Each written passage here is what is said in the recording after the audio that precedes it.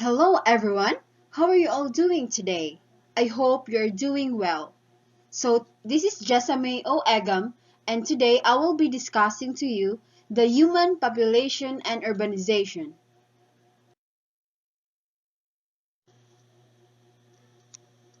As what we can see in this slide, this topic contains three subtopics, namely the factors affecting birth and fertility rates, factors affecting death rates, and the migration.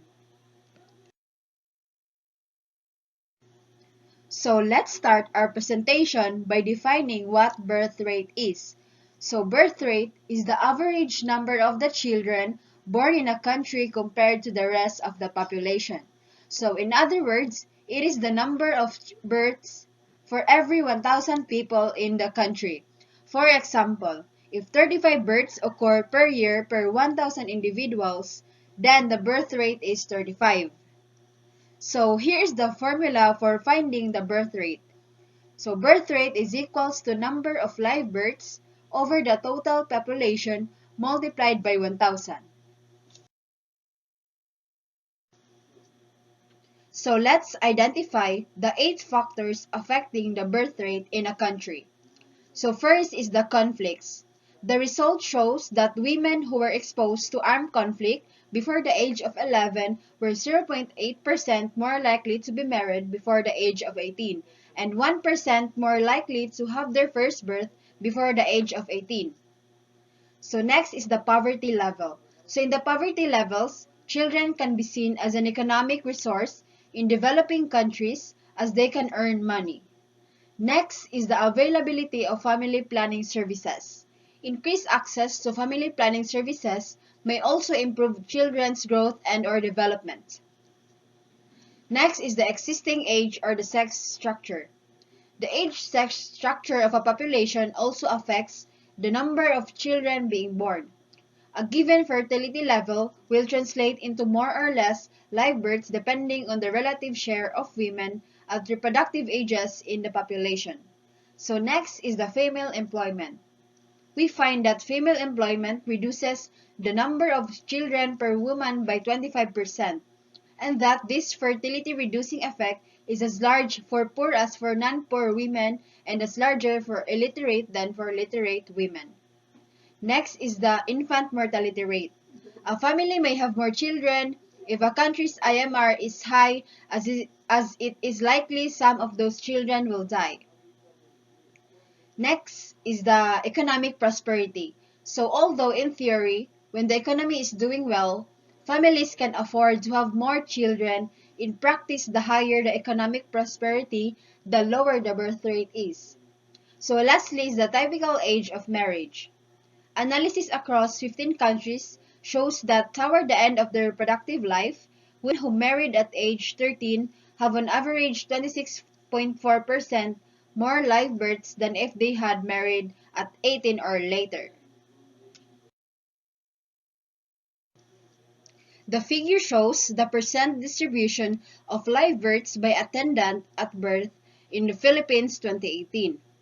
The chart shows that the physician has 66.3% distribution of live births, followed by the midwife who has 26.6% and the hilot or traditional birth attendant who has 5.5%.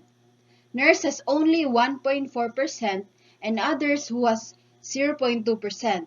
So this explains that the physician has the highest distribution of live births, which means they are more likely to give birth than others. So let's proceed now to the fertility rate. So fertility rate at a given age is the number of children born alive to women of that age during the year as a proportion of the average annual population of women of the same age. So in this slide, it talks about the factors affecting the fertility rate. So the factors are the following. First is the age. So fertility decreases with age, particularly after the age of 35 because both the number and the quality of eggs gets lower. An egg is sent from your ovaries to your womb every month from when you hit puberty to the menopause. When the egg binds with sperm in the womb, you will get pregnant. Next is the duration of subfertility. The longer had a couple has to try to conceive, the smaller the chance of spontaneous conception. Next is the timing and frequency of sexual intercourse. If a woman has sex 6 or more days before she ovulates, the chance she will get pregnant is virtually zero. Next is the previous pregnancy. Couples are more likely to get pregnant if they have previously achieved a pregnancy together compared to the couple that have never been pregnant. So last is the lifestyle factors. A number of lifestyle factors affect fertility in women, in men, or in both. These include but are not limited to nutrition, weight, and exercise, physical and psychological stress, environmental and occupational exposure. So the example of lifestyle factors are the following. So first is the weight, second is smoking, third is alcohol, fourth is recreational drugs, and lastly is the medical conditions. So in this slide, we will talk about the death rate. The number of people who die each year compared to every 1,000 people in the population is known as death rate. So here is the formula for finding the death rate. Death rate is equals to number of deaths over the total population multiplied by 1,000.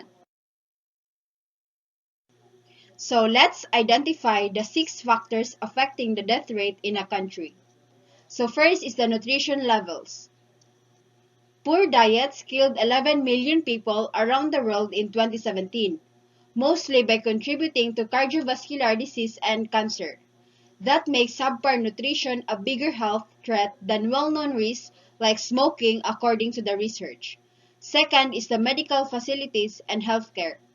So poor quality of healthcare was a major driver of excess mortality across conditions, from cardiovascular disease and injuries to neonatal and communicable disorders.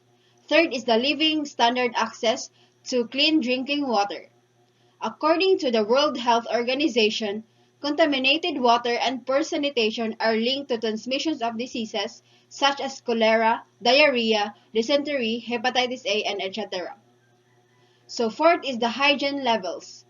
Poor sanitation causes the transmission of many diseases such as cholera, diarrhea, hepatitis A, typhoid, and etc.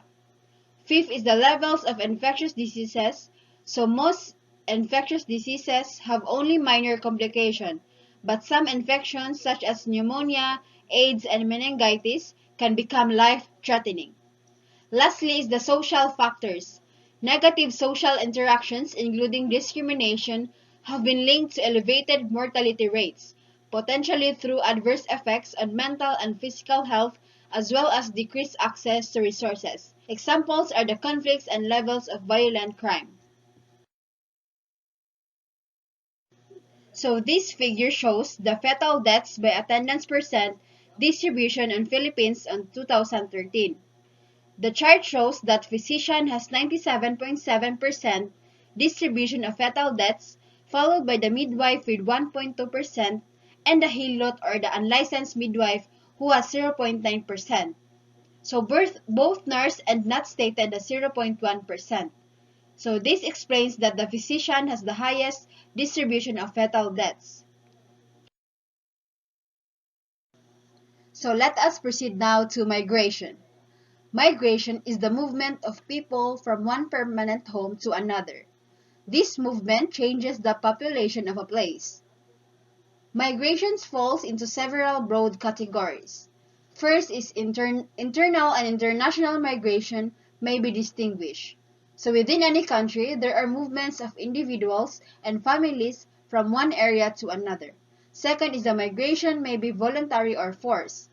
So most voluntary migration, whether internal or external, is undertaken in search of better economic opportunities or housing. Intermediate between these categories are the voluntary migration of refugees fleeing war, famine, or natural disasters. The chart shows that 45% of the population is non-migrants, and 55% of the population are migrants, which is 49% is internal, 3% is international, and 4% is both internal and international. This is according to the Philippine Statistic Authority, Republic of the Philippines. So let us proceed now to migrant. Migrant refers to a person who moves from one place to another, especially in order to find work or better living conditions. The UN Migration Agency defines a migrant as any person who is moving or has moved across an international border or within a state away from his or her habitual place of residence, regardless of first, the person's legal status. Second, whether the movement is voluntary or involuntary. Third, what the causes for the movement are. And fourth, what the length of the stay is.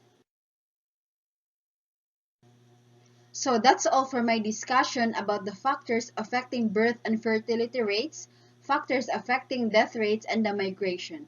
So this is Jesamae O. Egam once again, and I hope you have learned something today. So thank you so much guys for listening. Have a great day ahead.